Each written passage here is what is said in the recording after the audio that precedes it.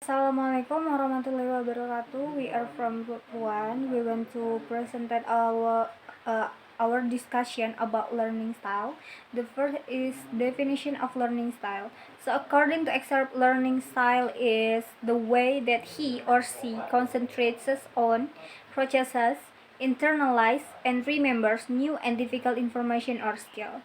According to Dr. Rita Sdan, Saint John's University.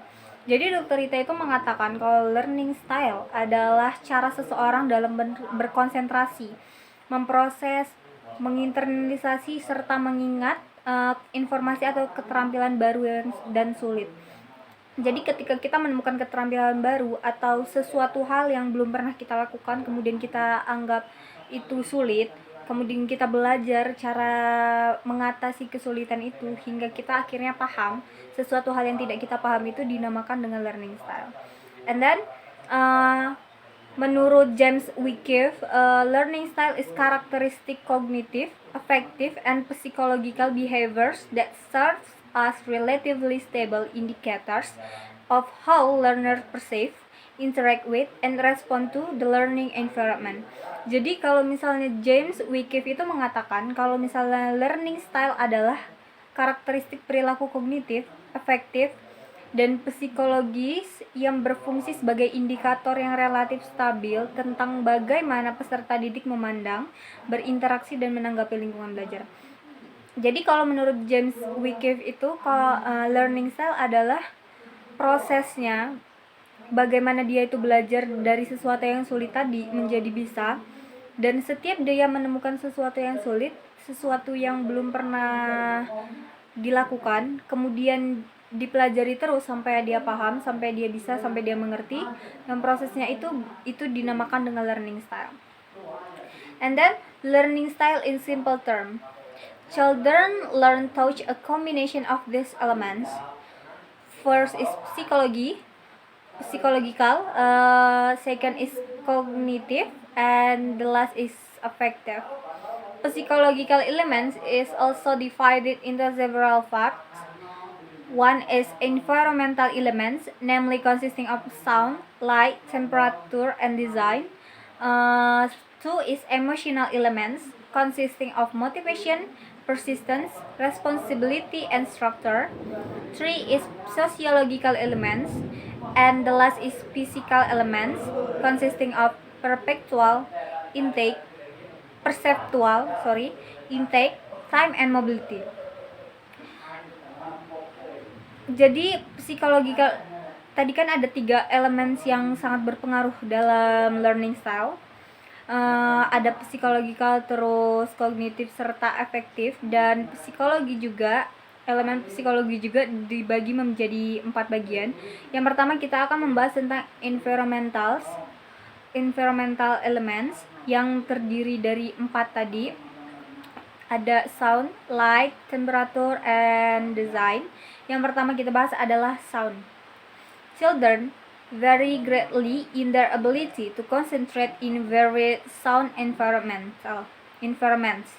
Some children require that it be completely silent in order to concentrate. Others have the ability to block out surrounding noise and can become engrossed in their own thoughts. Jadi beberapa anak ada yang bisa belajar di tempat yang bising, tetapi ada beberapa anak juga yang kalau misalnya belajar itu harus di tempat yang sunyi, senyap gitu, tidak ada kebisingan. Kemudian yang kedua ada light. It has been found that fluorescent bulbs emit rays that stimulate analytic children. Thus, analytic children find it hard to concentrate in a dim room. However, the same rays can overstimulate global children, causing them to lose the ability to concentrate. Jadi, untuk pencahayaan, kebanyakan anak belajar lebih nyaman di ruangan yang memiliki cahaya yang baik, cahaya yang bagus. Dan ruangan yang redup juga sebenarnya itu tidak bagus untuk anak dalam belajar ya, karena lampu yang terlalu redup itu dapat membuat mata anak menjadi sakit, kemudian juga dapat membuat mata anak itu bekerja 2 kali lipat lebih bekerja keras karena dia untuk mengetahui huruf serta angka yang ada di dalam buku ketika dia membaca ataupun sedang belajar. Jadi sebenarnya ruangan redup tidak baik untuk proses belajar. Kemudian number 3 is temperature. Every child is different when it comes to temperature preference, and although the temperature of a room does not have any direct bearing cognitively on a child as a biological response, it can affect a child's attention span. Jadi, so temperature is also take effect to the children. Ada beberapa anak yang kalau misalnya ruangannya mungkin terlalu dingin, dia tidak berkonsentrasi karena dia ngerasa kedinginan. Dan ada beberapa anak yang memang tidak berpengaruh sama sekali, dia kayak ya cuek aja, mau temperaturnya dingin, mau cuaca suhu di dalam ruangan itu terlalu dingin atau terlalu panas, tapi enjoy. Tapi ya seperti biasa, kita juga kalau belajar di ruangan yang terlalu dingin atau terlalu panas pasti agak terganggu ya. And the last is design. Design in a classroom refers to the layout of the room in comparison to the physical needs of the children. Some children can be seated at a desk or table for an extended period of time, while others prefer standing or sitting on the floor. Jadi untuk desain ini dia lebih mengarah kepada maksudnya tata ruangan, bukan suasananya. Jadi kalau misalnya ada beberapa anak yang bisa ketika belajar tuh cuma duduk diem di meja, duduk di kursi dan diem di meja itu dalam waktu yang lama tanpa merasa jenuh. Ada yang seperti itu. Tapi ada juga beberapa anak yang kalau misalnya belajar itu perlu tempat yang baru juga, maksudnya suasana baru juga. Jadi nggak melulu duduk terus, kalau duduk terus dia ngerasa jenuh. Entah itu dia mungkin berdiri dan mungkin dia duduk di lantai. My name is Putri Anissa Safitri. I will continue the material about emotional element. Learning can be emotional, and emotion definitely affect how students learn. Emotional element of a learning style include support, motivation, responsibility, persistence, and structure. These play a part in the complex and highly personal identity of a learning style. Specific emotional elements include: the first is motivation. Motivation are closely related. If children are not able to learn either because of their ability or the teacher, they tend to withdraw from what is happening in the classroom and become either negative or apathetic. So, if we pairing students from type of both group together and give motivation, it may be good way to encourage peer-to-peer learning and teaching. Number 2, task persistence. The element of persistence is both emotional and cognitive in nature. When certain students begin a task, they have a strong emotional and need to complete the task, thus demonstrating an emotional bond to complete. Looking to help your child stick with it and finish what they start.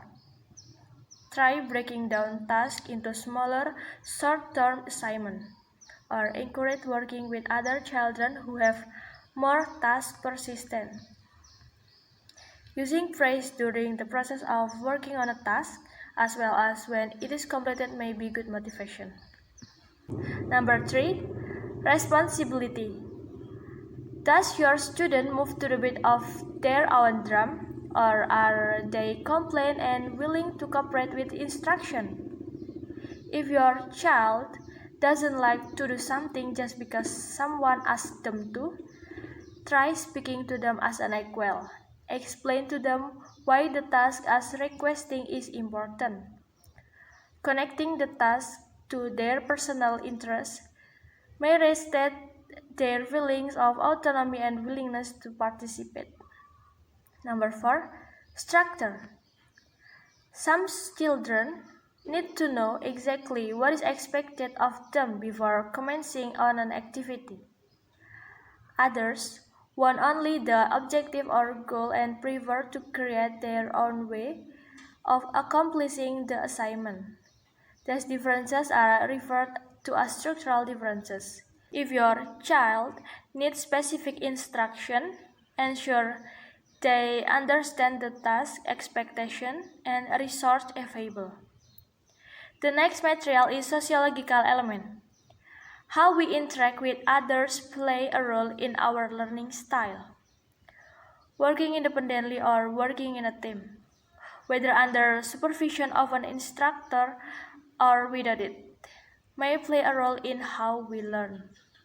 Learning style may also vary depending on the specific subject being learned. The first is individual sociological pattern vary greatly depending on a child's age and social experience. Some children learn better consistently in one way. Others learn better by varying the social context in which they learn. Knowing the social setting in which children can learn is extremely important and informing their learning setting. Number two, independence. Working alone or in a group may say more about your child than just how social they are. Some children learning by bouncing ideas of others. Others prefer to work alone or independently but close to others' peers. Number three, authority. Some children feel more comfortable when an authority figure, teacher or parent, is present in their learning. Other children prefer independence and autonomy. Understand your child's needs and be available accordingly. The next material is psychological element. Learning happens with the body, so how the body can be best utilized to be a conductor of learning is what the psychological element address. The first is perceptual. This area has to do with the learner's ability to understand and perceive the concept. Some learners need much more contact with an idea or concept than others. Number two, intake. Some children concentrate better when fidgeting or chewing. Talk to your child's teacher about allowing healthy snacks or an approved fidget gadget at your child's workspace. By involving as many of the senses as possible, the child is more likely to retain the information presented. Number three, time of day.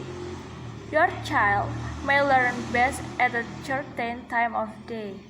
Experiment with introducing new material at different times of the day and see how your child does with retaining the new knowledge. Some learners retain much more in the evening and others in the morning. Number four is the last material is about mobility.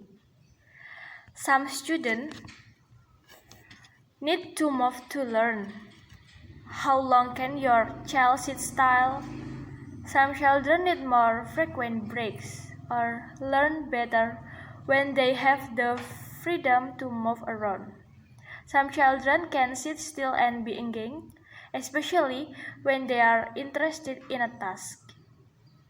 Even if your child sits comfortably when engaged in learning, a stretch break is always nice. Mobility has to do with a child's need to change physical position during the learning process. Okay, I think enough explanation from me. Thank you. Okay, I will continue the material about cognitive elements, which defined in 6 elements. Point number 1, brain dominance. Street 1, analytical children pay detail together in exact opposite way global do.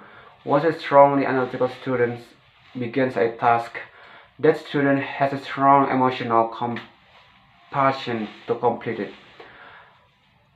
Street 2, global needs an overall comprehension of what's being conferred first and they can do look at details. Global tend to concentrate of difficult academic studies for a relatively short amount of time.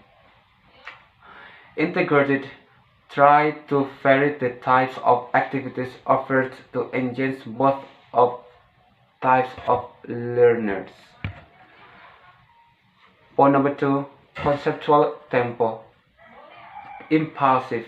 Impulsive children are those who blurt out answers, behave impotentially, and speak before they think. Reflexive. Reflexive children are many times perceived as more intelligent because they act more thoughtful. Point number 3. Point number 3. Mind styles. Concrete sequential.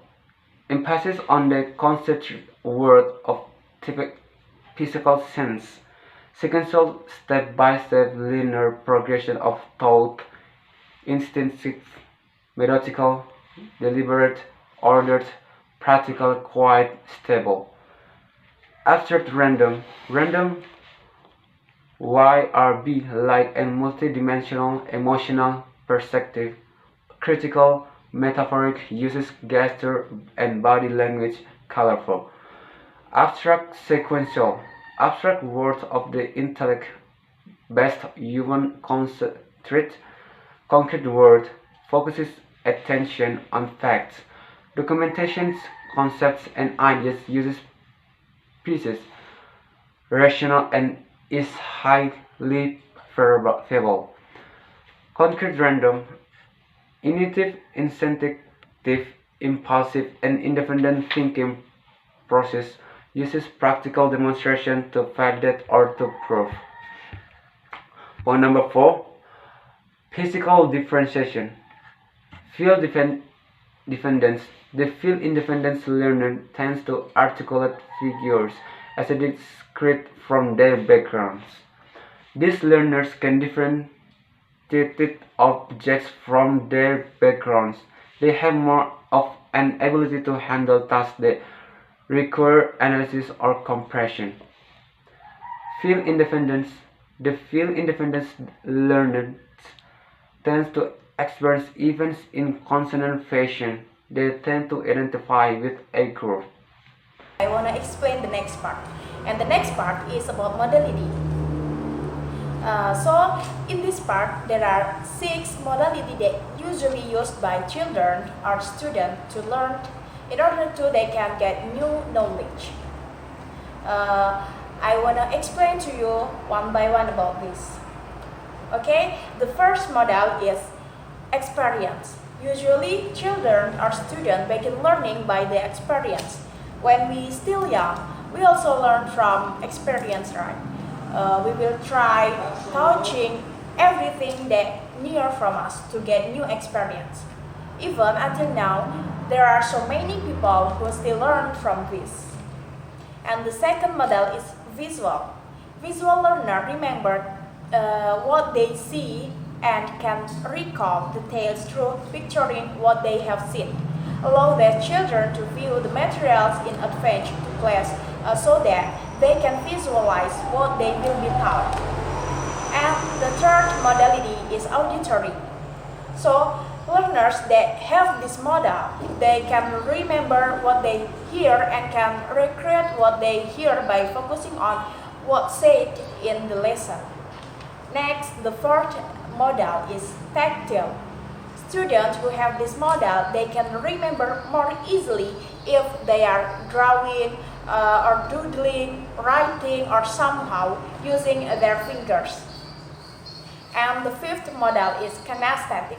So students who have this model, they often can't remember too much of what they are shown. They learn best by a combination of tactile and experience.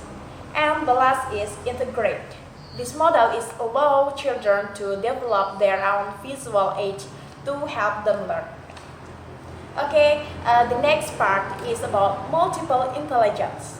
So, Howard Gardner's theory holds that all learners are intelligent based on the 6 different areas.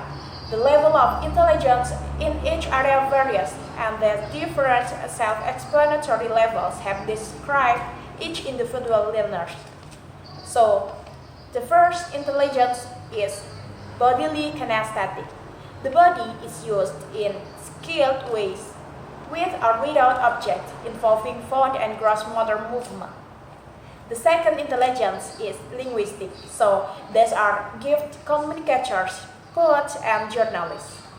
And the third is musical, so learners need to have musical activities planned in order to bloom as much as the child gifted in language.